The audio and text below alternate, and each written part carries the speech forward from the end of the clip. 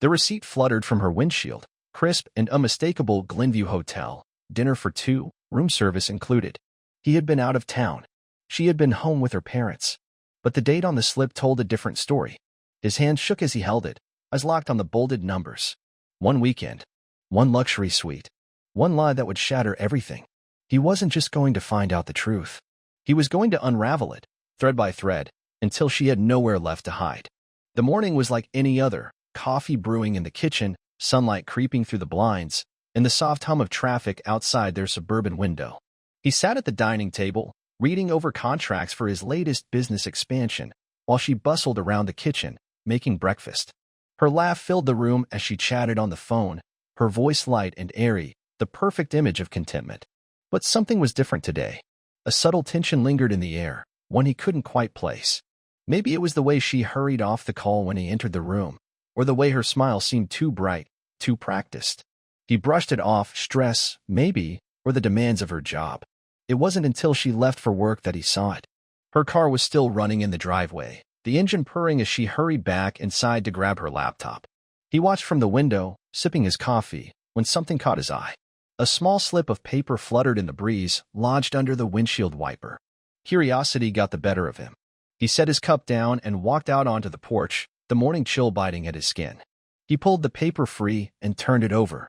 It was a receipt, printed on thick paper, still warm from the dashboard heat. Glenview Hotel, dinner for two. $385.90 paid in full. Room service included. He blinked, the words blurring together. Glenview Hotel was across town, a luxury place known for its rooftop bar and high-profile clientele. He stared at the date, last Friday.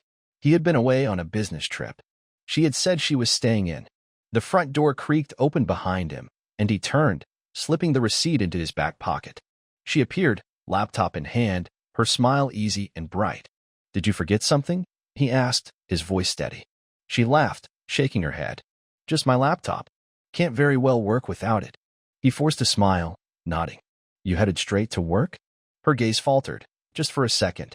"Yeah. Well, I might grab coffee with Melissa first. She's been dying to catch up." Melissa, her best friend from college. He'd known her for years. It made sense. It all made sense, until it didn't. She blew him a kiss, slipping into the car and pulling out of the driveway, her taillights disappearing down the street. He watched her go, the chill settling deep into his bones. He pulled out the receipt again, reading it over, the numbers glaring back at him. He knew Glenview Hotel. Knew it because he'd booked company events there, signed contracts in its lounge, dined at its restaurant. He also knew its room service wasn't for business meetings.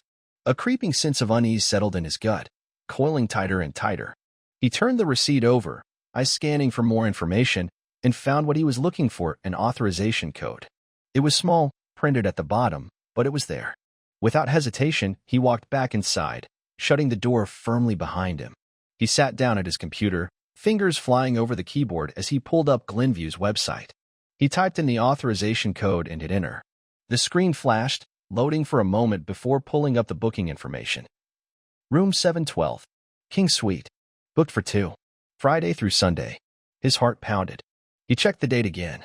That was the weekend she had told him she was visiting her parents. She even FaceTimed him from their living room. He sank back into the chair, the leather creaking under his weight. He stared at the screen, the confirmation still glowing bright. His hands clenched into fists, knuckles white against his skin. FaceTime. His mind raced, scrambling for answers. He pulled out his phone, swiping to her contact information, and called. It rang twice before she picked up. "Hey, babe," she chirped, the sound of traffic humming in the background. "Everything okay?"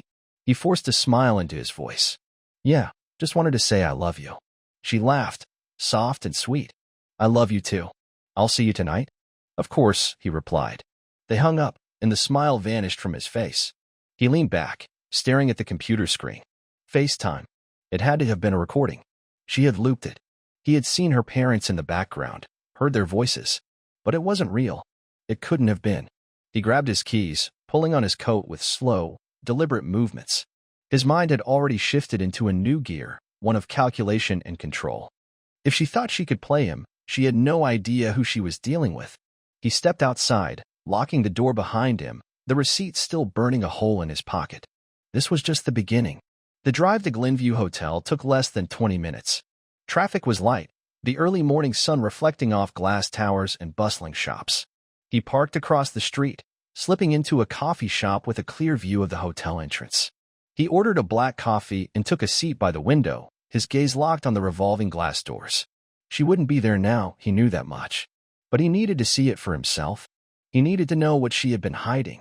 His phone buzzed in his pocket, a notification from his private investigator. It was only 3 words. "I'm on it." The investigator had been a last-minute decision, a call made on impulse right after he found the receipt. He had worked with him before, during a business merger that nearly ended in fraud. The man knew how to find ghosts. He knew how to pull secrets from thin air. He sipped his coffee, his eyes scanning the front of the hotel.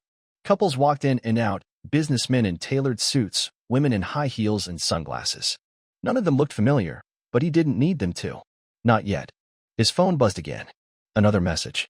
This time, it was an image, a still shot from Glenview's security feed, timestamped from 2 weeks ago.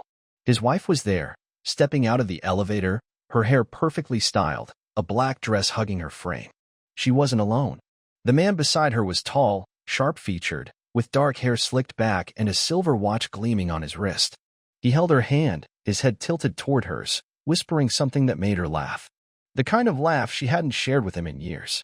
He stared at the screen, his grip tightening around the phone. The man's face was turned just enough for him to catch the edge of his jaw, the line of his cheek. He didn't recognize him, but that didn't matter. He would find out soon enough. He left the coffee shop, his mind running 1,000 miles a minute. His first stop was the local electronics store. He picked up 2 GPS trackers, small, discreet, easily hidden. One was for her car, the other for her phone. He didn't care how invasive it seemed. She had opened this door, and now he was stepping through it. The car was easy. She always parked in the same spot outside her office, right under the streetlight. He waited until her lunch break, slipping through the parking lot like a shadow, ducking behind parked cars until he reached hers. It was unlocked. Of course it was. She never thought she'd be betrayed. He opened the driver's door just enough to slip his hand inside, sliding the tracker beneath the dashboard, tucked out of sight. It took less than 10 seconds. He closed the door, his heart hammering, but he never hesitated. He moved to the back, opened the trunk, and slipped the second tracker under the lining. If she thought she could hide anything in here, she was wrong. He stepped back, hands in his pockets, his eyes scanning the street. No one saw him. No one even noticed. He walked away, blending back into the crowd, his mind calculating every possibility. That night, he waited for her to fall asleep. She had been distant, her smile tight, her eyes flickering with something he couldn't quite place. She kissed him goodnight, whispered something about being tired, and slipped beneath the covers. He watched her for a moment, his eyes tracing the line of her back as she turned away from him. When her breathing steadied, he reached for her phone on the nightstand. It was password protected, but he knew the code. Her birthday. He couldn't help but laugh softly to himself as the screen unlocked. So predictable. He slipped out of the bedroom, moving quietly down the hall to his office. He plugged the phone into his computer, running the software he had downloaded just hours before. It took less than 5 minutes for everything to sync: messages, call logs, location history. He scrolled through her messages first, his eyes scanning for anything out of place. There were texts from friends, from family, but nothing from the man in the photograph. No name. No history. But then he found it: unknown number. The thread was long, stretching back months. He opened it, scrolling through pages of messages. "Can't wait to see you. Last night was incredible. Next weekend, same place?" He stopped at the pictures. Photos of the two of them, smiling, laughing, her head on his shoulder. His hands clenched into fists. He copied everything: screenshots, images, location history, all of it saved to his private drive. He finished quickly, wiping the connection and powering down his computer. He walked back to the bedroom, slipping her phone back onto the nightstand as she slept peacefully, her breathing soft and even. He climbed back into bed, pulling the covers up to his chest, staring at the ceiling as the minutes ticked by. His mind was calm, sharp, focused. If she wanted to play games, he would play. But he wouldn't lose. The next morning, she left for work as if nothing had changed. She kissed him on the cheek, whispered that she loved him, and closed the door behind her. He watched from the window as she pulled out of the driveway, the GPS tracker pinging her location back to his phone. He poured himself a cup of coffee, sat down at his desk, and opened his laptop. The investigator had sent over more images, photos of her and the man at various places around the city. Restaurants, hotels, once even in front of a private apartment complex. He leaned back, his eyes scanning the images, his mind already constructing the next move. He would follow the trail. He would find out who this man was. He would expose everything. And when it all came crashing down, she would be the last to know. He spent the next few days laying the groundwork. It wasn't enough to catch her. He needed to dismantle her. Every lie, every secret, every stolen moment, they would all come crashing down, piece by piece. He started with the finances. It took less than an hour to pull up their shared bank accounts, the spreadsheets he had meticulously kept over the years. She had always handled the personal expenses, groceries, school supplies, vacations. He trusted her with that, just like he had trusted her with everything else. But as he scrolled through the statements, his stomach twisted. There were charges that didn't belong. Hotel stays, high-end restaurants, spa treatments, none of which he had ever seen or heard about. He noted the dates, comparing them with his travel logs, the business trips that had taken him out of town. Every charge aligned perfectly with the weekends he was away. It didn't stop there. Luxury boutiques, jewelry stores, designer brands, each transaction more extravagant than the last. He cross-referenced the charges with her email, pulling up digital receipts she had foolishly stored. The names were different aliases tied to credit cards he never knew existed. He leaned back in his chair, the screen glowing with evidence. She had built a separate life, funded by his money, hidden beneath layers of secrecy. And now he knew. He called the investigator, his voice low and controlled. Find out where she goes. Every place. Every person. I want names. I want dates. You got it, the investigator replied. He hung up, his mind already racing with possibilities. This wasn't going to be a simple confrontation. He wouldn't just shout, wouldn't just throw accusations her way and watch her spin a web of lies. No, this had to be thorough. It had to be methodical. He needed to dismantle her entire world. That afternoon, he planted the first seeds. He opened a new bank account, one she couldn't touch. He transferred half of their savings, redirecting it through offshore holdings and hidden investments. She wouldn't notice. Not yet. He was careful, just small amounts at a time, trickling out like water through a crack. Next, he made copies of everything. The hotel receipts, the credit card statements, the photos of her and that man. He labeled each file, categorized by date and location, storing them securely on an encrypted drive. It wasn't paranoia, it was preparation. And he waited. The following week, she came home late, her eyes bright and her cheeks flushed. She kissed him on the cheek, humming softly as she hung her coat. He watched her move around the kitchen, pouring herself a glass of wine, tapping her phone like she didn't have a care in the world. How was work? He asked, his voice casual. She looked up, her smile easy and practiced. Long meetings all day. I'm exhausted. He nodded, taking a sip of his own drink. You know, we should take a vacation. It's been a while since we just got away. Her eyes flickered, just for a moment. A vacation? Yeah, maybe somewhere warm. Just the two of us. She laughed, the sound a little too forced. I don't know. Work's been really demanding lately. He raised an eyebrow, setting his glass down. You can take time off, right? I mean, you've certainly been taking weekends for yourself. Her smile faltered. Just for a second. Oh, you mean when I go visit my parents? Of course.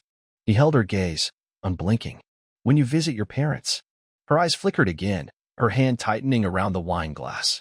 Yeah, well, maybe. We'll see. He smiled back, nodding slowly. We'll see. That night, he listened as she slept, her breathing soft, and even beside him. His mind was sharp, clear, calculating every possibility. She thought she was clever, thought her secrets were hidden. But she was wrong. He knew where she went. He knew who she was with. And now, he was ready to make his move. The next morning, she kissed him goodbye, slipping out the door with her heels clicking against the pavement. He watched her drive off, the GPS tracker blinking on his screen, her location marked with precise coordinates. He waited for her to disappear from the neighborhood before he made his call. The investigator picked up on the first ring. You got something for me? He leaned back in his chair, eyes locked on the flashing dot on his screen. I want you to follow her. Track every movement. Find out where she goes. There was a pause, and then a slow chuckle. I already did. He straightened, his pulse quickening. And I think you're going to want to see this for yourself.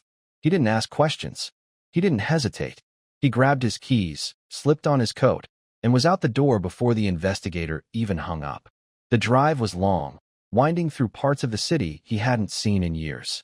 The investigator had sent him coordinates, an address tucked away in a quiet, upscale neighborhood just off the main road. He parked 2 blocks away, slipping out of his car and pulling his hood low over his eyes. The morning chill clung to the air, crisp and biting, his breath visible in thin wisps. He walked slowly, blending into the crowd of early commuters and joggers, eyes scanning the street numbers until he found it. A tall, glass-paneled building with a polished marble lobby. The kind of place that had secrets well. He stood across the street, hands in his pockets, waiting. It didn't take long. At precisely 9:17 a.m., her car pulled up to the curb. He watched from the shadows as she stepped out, her heels clicking against the pavement, a smile plastered across her face. Her phone was pressed to her ear, her voice muffled by the hum of the street, but he could see it in her eyes, the lightness, the ease. She wasn't pretending here. This was her real life. A man joined her at the door, tall, sharply dressed, his hand slipping to the small of her back as they walked through the entrance.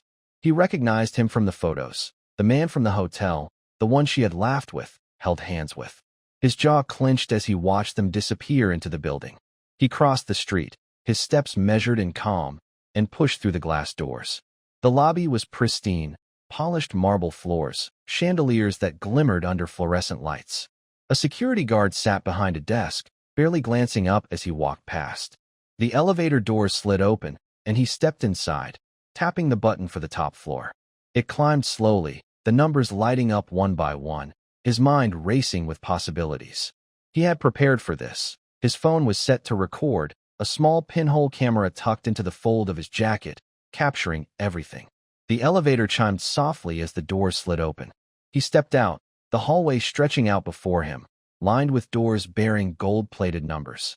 He walked slowly, counting them off in his head until he found it, 18B. He paused, pressing his ear against the door.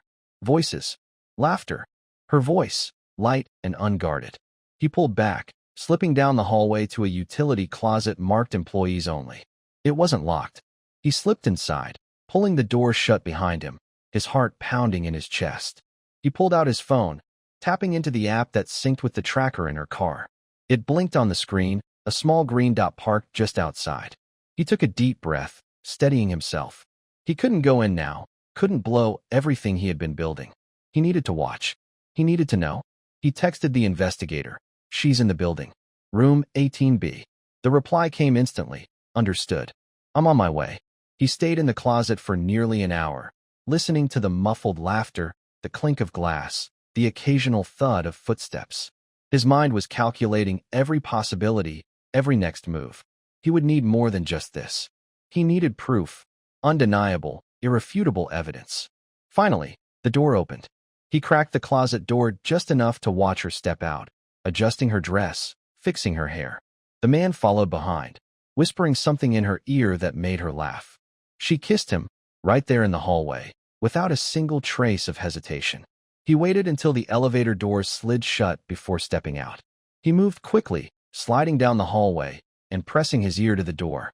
Silence. He tried the handle. It was locked. Of course it was. But that didn't matter. He bent down, pulling a small tool from his coat pocket. It slipped into the lock, turning with a soft click. The door swung open. He stepped inside, shutting it quietly behind him. The place was immaculate, clean, modern, everything perfectly placed. He walked slowly through the living room, eyes scanning for anything out of place. There were photos on the walls, paintings he had never seen before, a throw blanket on the couch, her favorite brand of candle flickering on the coffee table. He moved to the kitchen, pulling open drawers, scanning the countertops. Mail sat in a neat stack near the fridge. He rifled through it, bills, letters, and then he found it, a lease agreement. Her name was on it, alongside his. Connor. His hand clenched around the paper, the words blurring together. They had been renting this place for months. This wasn't some secret hotel rendezvous. This was a second life. He placed the papers back, careful to leave everything as it was. He snapped pictures with his phone, capturing the lease, the photos, the evidence. When he was done, he slipped back into the hallway, closing the door behind him. His mind was sharp, clear, unyielding. As he stepped into the elevator, his phone buzzed again. The investigator had sent him another photo, her and Connor, arm in arm, stepping out of the building. "I've got eyes on them," he replied with a single word: "Follow." The elevator hummed as it descended, his reflection flickering in the mirrored walls. He stared back at himself, unblinking, his jaw set tight. He wasn't just going to confront her. He wasn't going to scream, shout, or make a scene. No, he was going to take it all away, piece by piece, until there was nothing left. He didn't waste time. The very next morning, he called his lawyer, a sharp-minded woman with a reputation for ruthlessness. She listened quietly as he laid everything out: the photos, the credit card receipts, the lease agreement.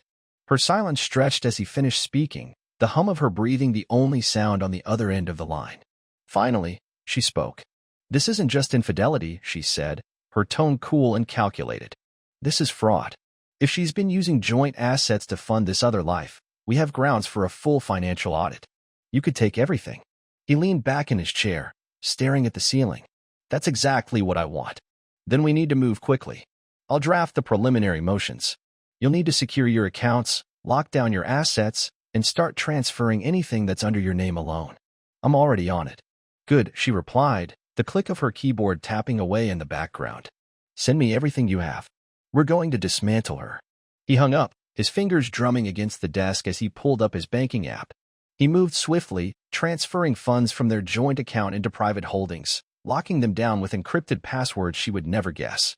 He shut down her credit cards, cut off the automatic payments for the utilities, the gym membership, the personal trainer she had insisted she needed. It was all gone in minutes. He wasn't done. He went back to his investigator, the one who had tracked her so efficiently before. "I need you to follow him, Connor," he instructed, voice sharp and steady. "I want to know everything. Where he works, who he knows, what he's hiding." The investigator chuckled. "You want me to dig deep?" "Dig until you hit the core," he replied. "And when you find it, I want everything." "You got it." The next 2 days were spent in a blur of preparation. He met with his lawyer in person, sliding the manila envelope across the table. She opened it, her eyes scanning the photographs, the emails, the bank statements. Her smile grew wider with each turn of the page. When she served, "It's going to be public," she said, her eyes glimmering with a kind of thrill he hadn't expected. "Are you ready for that?" He didn't hesitate. "I've never been more ready." She didn't come home that night. He knew she wouldn't. He watched the tracker on his phone as it blinked from the apartment to a restaurant downtown, then back to the penthouse she shared with Connor. He sipped his whiskey slowly, watching the blip settle there for hours, unmoving. When she did come back the next morning, she was careful, quiet. Her heels barely clicked against the hardwood as she stepped inside. He watched her move around the kitchen, hair still perfectly styled, makeup flawless. She poured herself a cup of coffee, humming softly. He waited. "So, late night at your mom's?" he asked casually, barely looking up from the newspaper. She froze for just a second, just long enough for him to catch it. "Yeah, she's been having a tough time. I wanted to stay and help her out." He nodded, sipping his coffee. "You're such a good daughter." She smiled, relief washing over her face. "Thanks, honey." He watched her sip her coffee, her hand steady, her eyes bright. She had no idea what was coming. The papers were served the very next morning, right on the steps of her office building. His lawyer had insisted it be public, dramatic, impossible to ignore. He had agreed. He didn't go to the building. He didn't need to. He watched it unfold on the surveillance feed his investigator had set up across the street. He saw her step out of the car, dressed impeccably, sunglasses perched on her nose. The server approached her calmly, dressed in a suit and carrying a thick envelope. She stopped, her expression faltering as he handed it to her.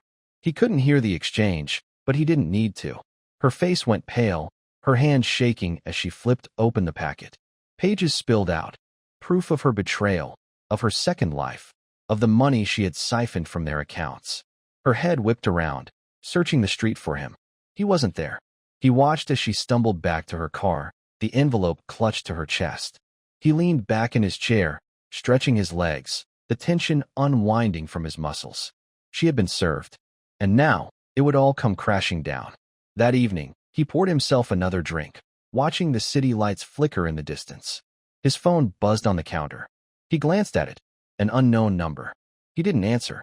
It buzzed again. And again. Finally, it stopped. A voicemail appeared. He pressed play, holding the phone to his ear. Her voice came through, ragged and desperate. "How could you do this?" she whispered, the words cracking under the weight of her fear. You can't just take everything." He sipped his whiskey, listening in silence. "I'm sorry," she continued, her voice shaking. "We can fix this. I didn't mean for it to happen this way. Please, I need to see you. We can talk." He deleted the message, tossing the phone back onto the counter. He leaned back in his chair, eyes drifting back to the skyline. She would beg. She would plead. But it wouldn't matter. He had already set the next part of his plan in motion.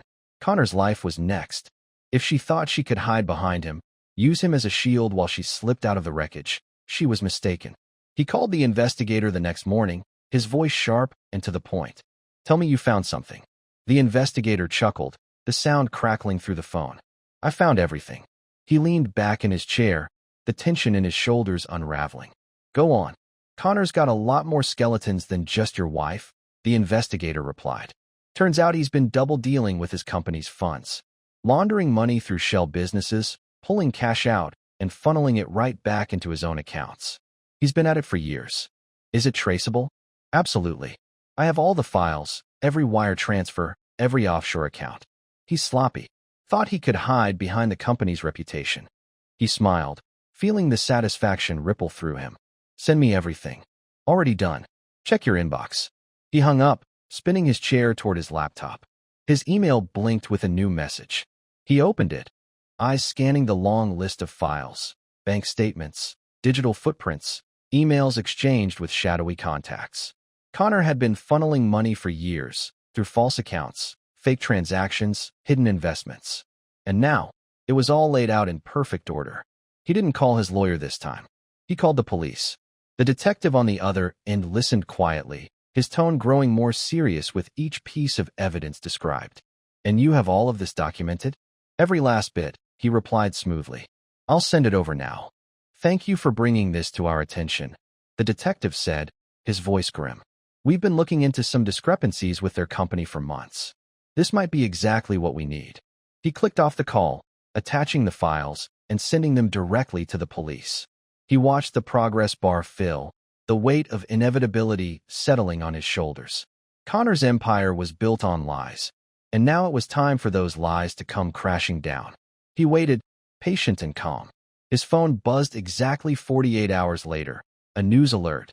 Business executive arrested on fraud and embezzlement charges. He opened the article, his eyes skimming the lines. Connor's face was plastered across the screen, his hands cuffed, his expression blank and lifeless. Police reports cited overwhelming evidence of financial misconduct, including money laundering and fraud. His accounts were frozen, his assets seized, and his business partners had already begun distancing themselves publicly. He read the article 3 times, the satisfaction building with each pass. She had bet everything on this man. She had poured their life, their money, their future into his hands. And now, those hands were cuffed behind his back, his eyes hollow and defeated. He leaned back in his chair, fingers steepled beneath his chin. It wasn't just about taking back what was his. It was about watching them fall. That evening, she came home in a frenzy. He heard her heels click desperately across the tile, the front door slamming behind her. He didn't move from his chair, didn't even glance up as she stormed into the living room, her face pale and streaked with tears. "Did you see the news?" she gasped, her voice frantic. He looked up slowly, arching an eyebrow. "About Connor?" Her eyes widened. "You knew." He sipped his whiskey, letting the silence stretch. "I know a lot of things." She stepped forward, hands shaking. I don't understand. They're saying he was stealing, that he was laundering money." "That's what happens when you trust liars," he replied coolly. Her face crumpled, shoulders sagging as she sank into the chair across from him. "I didn't know." He watched her, his expression unchanging. "Didn't you?" Her hands twisted in her lap, fingers pulling at the fabric of her dress. We were going to leave. He said we could disappear. Start fresh." He leaned forward, setting his glass down with a soft clink. "And where does that leave me?" Her eyes filled with tears, the first real ones he'd seen in years. "I didn't want to hurt you." He laughed, a sharp, hollow sound. "But you did." Her hands covered her face, the sobs racking her body, shaking her shoulders. He watched her cry, his heart steady, his pulse calm. "I don't know what to do," she whispered. He stood, crossing the room slowly until he stood above her. I do. Her eyes lifted to meet his, hope flickering in their depths. You do. He smiled gently, almost sympathetically. Yes. He placed a hand on her shoulder, squeezing gently. You're going to pack your things and leave. Tonight. The hope vanished instantly. What? He straightened, his expression hardening. You're done here. I've filed the paperwork. You've been served. The accounts are locked. The money is mine. You have nothing. Her mouth opened and closed, no words coming out. Finally, she found her voice. You can't do this. He stepped back, hands sliding into his pockets. I already did. She shook her head, scrambling to her feet. No, we can fix this. We can start over. I swear. No, he interrupted sharply. You don't get to swear anything. Not anymore. Her eyes searched his face, desperation clinging to her features. Please. I love you. He stared at her for a long moment, the silence stretching between them. You love power. You love wealth. You love attention. You never loved me. Her knees wobbled, and she collapsed back into the chair, sobbing into her hands. He watched her, his expression unmoved, his heart cold. You have until the end of the day. I suggest you don't waste it. He turned and walked out of the room, leaving her sobbing alone, the reality of her choices settling around her like ash. He shut the door behind him, the sound echoing down the hallway. And for the first time in years, he felt free. The next few days passed in a flurry of paperwork and desperate phone calls. She tried everything, calling lawyers, pleading with her friends, even reaching out to his parents in a last-ditch effort to claw her way back into some semblance of stability. But the doors were shut, one after another, each call ending the same way. I'm sorry, there's nothing I can do. He watched it unfold with a calmness that surprised even him. The tracker still pinged her location every hour, in her frantic attempts to salvage what she could recaptured neatly on the investigator's feet. She tried to withdraw money from their joint account, but the funds had been transferred weeks ago. She attempted to use the credit cards, only to be met with declined transactions and error messages. One night, she called him, her voice shaking. You've frozen everything, she whispered. He leaned back in his chair, swirling the whiskey in his glass. I told you it was over. Her breath hitched. I have nothing. Nowhere to go. He took a slow sip, savoring the burn. You should have thought of that before you moved in with him. Her silence stretched, thick and suffocating. He could hear her breathing, ragged and uneven, her desperation clinging to the line. Finally, she spoke, her voice barely a whisper. I'm sorry. I made a mistake. He almost laughed. A mistake? He repeated, the word rolling off his tongue like a joke. You stole from me. You lied to me. You planned to leave me with nothing. It wasn't like that, she sobbed, the sound raw and broken. It was exactly like that. She took a shaky breath. Please, we can fix this. I know we can. He set the glass down, leaning forward in his chair. You burned it to the ground, and now you want to sift through the ashes? There's nothing left to fix. She sobbed openly now, the sound cracking through the line. What am I supposed to do? He paused, letting the silence stretch, letting the weight of it sink in. You should have thought about that before you tore this family apart. He hung up, setting the phone back on the desk. It buzzed again, her number flashing across the screen. He ignored it. It buzzed once more. Then again. Finally, it went silent. He leaned back, his mind already moving to the next step. The legal battle started 2 days later.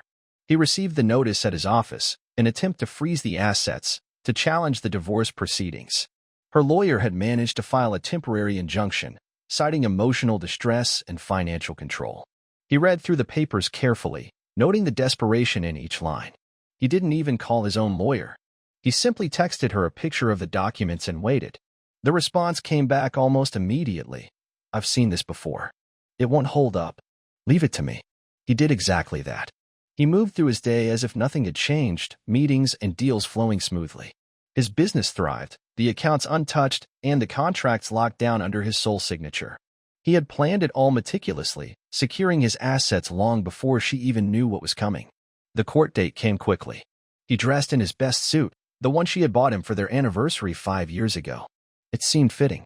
He stepped into the courthouse, his lawyer already waiting at the entrance. She handed him a folder, her smile sharp and confident.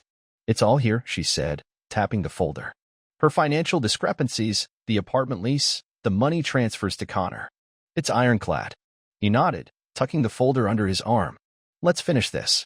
They walked into the courtroom together, his stride steady and measured. She was already there, sitting with her lawyer, her hair pulled back in a tight bun, her eyes red and swollen. She glanced up as he walked in, her expression flickering with something: regret, fear, maybe both. He didn't look away. The proceedings began quickly. Her lawyer spoke first, rattling off a list of grievances: financial manipulation, emotional abuse, withholding of assets. He listened quietly, his expression unmoving, his hands folded neatly in his lap. He knew it was just noise. When it was his lawyer's turn, she didn't hesitate. She laid it all out: every fraudulent transaction, every hidden account, every hotel stay, and dinner date funded by their joint finances. She presented the lease agreement for the penthouse, the photos of her and Connor, the surveillance footage he had collected. The courtroom was silent as the evidence piled up, piece by piece, layer by layer. His lawyer finished with a flourish, closing the folder with a sharp snap. "We request full asset control, immediate divorce proceedings, and full custody of the children." The evidence speaks for itself. Her lawyer scrambled, papers scattering across the table as he tried to refute the evidence, but there was nothing to be done. It was airtight.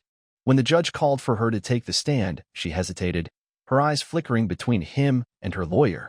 She stood, smoothing her dress as she walked forward, her heels clicking loudly against the polished wood. She sat down, her hands folded tightly in her lap. The judge leaned forward. "Mrs. Sinclair, do you dispute any of the evidence presented here today?" Her eyes filled with tears, her hands shaking slightly. I didn't mean for it to get this far." The judge's expression hardened. "That's not what I asked." She looked down at her hands, her voice barely a whisper. "No.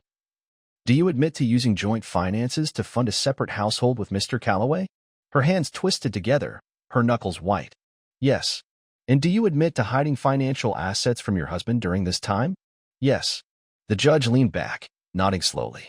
"I see no reason to extend this hearing any further. Full control of the marital assets will be awarded to Mr. Sinclair, effective immediately. Custody of the children will remain with impending further evaluation. Court is adjourned." The gavel came down with a sharp crack, echoing through the room. She didn't look up. She just sat there, staring at her hands, the realization settling around her like dust. He stood, buttoning his jacket, his expression calm and unyielding. He walked past her without a word, the doors swinging shut behind him. He didn't look back. He didn't wait long to begin dismantling everything she once held dear. The very next morning, he began the process of transferring the properties into his name, legally ironclad, with no loopholes for her to slip through. The house, the cars, the vacation property upstate, all of it was now under his sole control. His lawyer made sure the paperwork was bulletproof. She had been forced to move out of the main house within days of the court ruling. He watched from his office window as movers carried boxes down the driveway, her silhouette standing still and helpless at the curb. She tried to argue with them, gesturing wildly with her hands, but it was no use. They had their orders, and the locks had already been changed. He didn't see her again until 3 days later. He was leaving his office late, the city lights casting long shadows against the pavement, when he saw her standing by his car. Her hair was unkempt, her eyes hollow, shoulders hunched against the chill of the evening. She straightened as he approached, a flicker of desperation lighting up her eyes. "Please," she whispered, stepping forward, her hands clasped tightly in front of her. "Just 5 minutes." He looked at her, unmoved. "You're trespassing." Her hands shook, knuckles white as she held them together. "I don't know where to go." He stepped past her, unlocking the car with a soft click. "That's not my problem anymore." She reached out, her fingers brushing his arm. He paused, turning slowly to face her. "I made a mistake," she said, her voice cracking. I don't know what I thought." Her eyes brimmed with tears, spilling over and streaking down her cheeks. "Please, just let me come back. We can fix this." He stared at her, the memories flickering through his mind like the flip of a switch. The lies, the secrets, the betrayal. The dinners with Connor, the trips she pretended were for work, the apartment he never knew about. It all came flooding back in vivid, unforgiving detail. "You want to come back?" he asked, his voice low and steady. "Yes," she breathed, nodding eagerly. "I can change. I'll do anything." He took a step forward, watching the flicker of hope spark in her eyes. "I believed you once," he whispered, his voice soft and dangerous. "But that was before I knew who you really were." Her face fell, the hope snuffed out like a candle. "Please," she begged, her hands reaching for him. He stepped back, shaking his head. "You're a ghost now. Nothing but a memory." She sobbed openly, her shoulders shaking as she collapsed against the side of the car. He didn't move. He didn't comfort her. He just watched, arms crossed, his expression unmoved. Finally, she straightened, wiping her eyes with the back of her hand. "What am I supposed to do?" He considered her for a long moment before replying. "Survive. That's what you're supposed to do." "It's what I did." Her mouth opened, but no words came out. She turned, stumbling back down the sidewalk, her heels clicking unevenly against the pavement. He watched her go, fading into the shadows, just another ghost swallowed by the city lights. The next phase was almost surgical in its precision. He called his lawyer the next morning, instructing her to proceed with liquidating all of her remaining assets. The accounts she thought she had hidden, the credit cards she had opened in her name, all of it was frozen, drained, and consolidated under his ownership. Her apartment was next. The landlord didn't even hesitate when he saw the eviction notice. He had heard the rumors of Connor's downfall, knew the money had dried up. She was out within 48 hours, her belongings piled on the curb like discarded trash. He saw her once more, purely by chance, 2 weeks after the eviction. She was standing outside a cafe downtown, her hair tied back, makeup smeared, her clothes wrinkled and tired. She had aged in mere weeks, the weight of her choices etched into her face. She didn't see him. He watched from the opposite side of the street, blending into the crowd, his coat collar turned up against the wind. She paced outside the cafe, checking her phone every few minutes, glancing up and down the street as if waiting for someone who would never come. For a moment, just a flicker of a second, he felt something, an echo of what used to be. The memory of her smile, the way she used to laugh when things were simpler, when he believed her lies. But it passed quickly, replaced by the cold satisfaction of seeing her exactly where she had left him, alone, desperate, and afraid. He turned away, stepping back into the flow of the crowd, disappearing into the sea of faces. He didn't look back. He didn't need to. Her life was already gone, swept away like ashes on the wind. The following weeks unfolded like a meticulously planned chess game. Every move was calculated, every step precise. He returned to his office with a renewed sense of purpose, his presence stronger, more commanding. His employees noticed, whispers floating through the hallways, "He's back. Something's different." He didn't bother addressing the rumors. He simply moved forward, restructuring departments, signing off on expansion projects, and streamlining operations that had long been neglected. His competitors barely saw it coming. Contracts that had been tied up in negotiations for months suddenly fell into his lap. Suppliers who had once hesitated now sought him out directly, eager to secure business. The partners who had once aligned themselves with Connor found their calls unanswered, their emails ignored. They reached out to him instead, desperation lacing their voices. He didn't gloat. He simply listened, nodded, and made deals that favored him, and only him. Connor's company collapsed within weeks. His assets were seized, his holdings liquidated. The building that housed his penthouse was put up for sale, its value plummeting with each passing day. Investors jumped ship, abandoning the sinking company without a backward glance. He bought the building, paid for it outright. When the ink dried on the contract, he stood in the penthouse, their penthouse, and looked out over the city lights. It was empty now, stripped of furniture, the walls bare and echoing. He walked through each room slowly, hands in his pockets, his footsteps muffled by the thick carpet. He stopped at the window, staring out at the skyline that stretched out endlessly before him. He had done it. Everything they had built on lies and deceit was gone, swept away by their own greed. And now it was his. All of it. He poured a glass of whiskey from the decanter on the counter, one of the few things still left behind. He raised it to the window, the city lights flickering back at him. "To new beginnings," he whispered, the words slipping out into the empty room. He drank deeply, the burn settling warm and steady in his chest. It didn't take long for her to come crawling back. He knew it would happen, eventually. People like her always returned to the scene of the crime, desperate for one last grasp at redemption. He received the call late one evening, his assistant's voice crackling through the intercom. "Sir, there's a woman here to see you. She says it's urgent." He leaned back in his chair, a slow smile spreading across his face. "Send her up." He heard the elevator chime before she stepped through the glass doors, her heels clicking loudly against the marble floor. She looked different now, thinner, her eyes hollow and dark. Her hair hung limp around her shoulders, her clothes wrinkled and unkempt. "Hello," she said softly, her eyes scanning the room. "You moved offices." He gestured to the chair across from him. "Please, sit." She hesitated, but eventually sank into the chair, her hands clasped tightly in her lap. She didn't look him in the eye. "What can I do for you?" he asked, his tone cordial, almost pleasant. Her hands twisted, fingers knotting together nervously. I don't know where to go," she whispered. "I have nothing left." He watched her carefully, his expression unreadable. "That's unfortunate."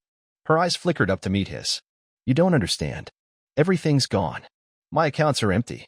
I lost the apartment. I'm living in a motel." He leaned back, crossing his legs casually. "And what would you like me to do about that?" Tears filled her eyes, brimming over and spilling down her cheeks. "Please. I'm so sorry. I made a mistake. I wasn't thinking. I thought I had everything figured out." "You thought you had me figured out." Her silence was deafening. He tilted his head slightly, studying her. "I'm not sure what you expect from me." "Forgiveness." He laughed, the sound low and bitter. "That's not on the menu." She leaned forward, her hands gripping the edge of his desk. "I just need some help. Just for a little while. I'm not asking for much." He smiled, slow and deliberate. "And what do I get in return?" Her hands trembled. I don't know. That's the problem," he replied smoothly. "You don't know. You never did." He leaned forward, his eyes locking onto hers. "You thought you could build a life on lies. You thought you could steal from me, cheat me, manipulate me. And now that it's all come crashing down, you want me to save you." She sobbed openly now, her hands covering her face. "I'm sorry." He let the silence hang, stretching painfully between them. Finally, he stood, moving to the window, hands clasped behind his back. He stared out at the skyline, the lights blinking steadily against the darkness. "You know, there was a time when I would have forgiven you. A time when I would have done anything to make this right." Her breath caught, hope flickering to life in her eyes. "Yes. I know. Please." He turned, his eyes cold and unyielding. "That time is gone." Her shoulders sagged, the hope extinguished as quickly as it had sparked. She looked down, her hands limp in her lap. "So that's it. That's it." She stood slowly, her movements heavy and unsteady. She didn't look back as she walked out of the office, the door clicking shut behind her. He watched her disappear down the hallway, her figure growing smaller and smaller until she was just another shadow among many. He returned to his desk, the city lights reflecting off the glass, and poured himself another drink. He raised it to the skyline, his expression calm and resolute. "To survival," he whispered, draining the glass in one smooth motion. The final move was already in motion. He had planned it weeks ago, long before the papers were served, long before she had come crawling back to his office, broken and desperate. He had watched her unravel, each thread of her fabricated life pulled loose until there was nothing left but frayed edges and hollow promises. But he wasn't done. Not yet. He sat at his desk, fingers steepled under his chin, his eyes fixed on the screen. His lawyer's face flickered to life through the video call, her expression sharp and focused. "Everything is ready," she announced confidently. "Good," he replied, leaning back. "And she has no idea?" "None." He allowed himself a small smile. "Perfect. Let's move forward." Her grin was predatory. "Consider it done." He ended the call, staring out the window at the sprawling city below. This wasn't just about winning. It was about ensuring she never came back. About making sure that she understood, without question, that her life as she knew it was over. The eviction notice arrived at her motel room on a Tuesday afternoon. He had chosen the date intentionally, just long enough for her to feel a sliver of stability before snatching it away. She called him, of course. She left voicemails, frantic and breathless, her voice cracking with each plea. He didn't answer. By the end of the week, she was gone from the motel. His investigators sent him pictures, her belongings piled up on the curb, a taxi parked out front as she fumbled with her suitcase. She looked smaller now, hunched over, her hair pulled back in a loose, tangled knot. She glanced around as if searching for something, someone, but there was no one left. He watched the pictures with a detached sense of satisfaction. He didn't feel pity. He didn't feel remorse. He only felt resolution. The final nail in the coffin came the next week. He filed for complete ownership of the business, citing her fraudulent financial activities as grounds for removal from any assets tied to their joint ventures. His lawyer pushed the papers through without resistance. The evidence was overwhelming. She had siphoned money from their company accounts to fund her secret life with Connor. Money that belonged to the business, to him. The judge signed off on it with barely a glance. Her shares were transferred, her name erased from every ledger, every board meeting, every document. She was a ghost, lingering only in memory. And then, there was the last part. He found her in the cafe downtown, the same one he had seen her pacing in weeks ago. She was hunched over a cup of coffee, her fingers wrapped tightly around the mug, eyes fixed on the window as if expecting salvation to walk through the door. It didn't. He crossed the street, stepping inside, the bell above the door chiming softly. Her eyes flickered up, widening with disbelief.